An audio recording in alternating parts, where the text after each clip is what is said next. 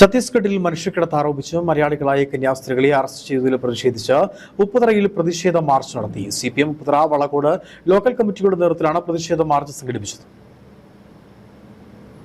ഛത്തീസ്ഗഡിൽ മനുഷ്യക്കടത്ത് ആരോപിച്ച് മലയാളിയായ കന്യാസ്ത്രീകളെ അന്യായമായി അറസ്റ്റ് ചെയ്തതിൽ പ്രതിഷേധിച്ച് CPMന്റെ നേതൃത്വത്തിൽ ഉപ്പുതറ ടൗണിൽ മാർച്ച് സംഘടിപ്പിച്ചു. Kattappana block panchayat president BP John March ഉദ്ഘാടനം ചെയ്തു.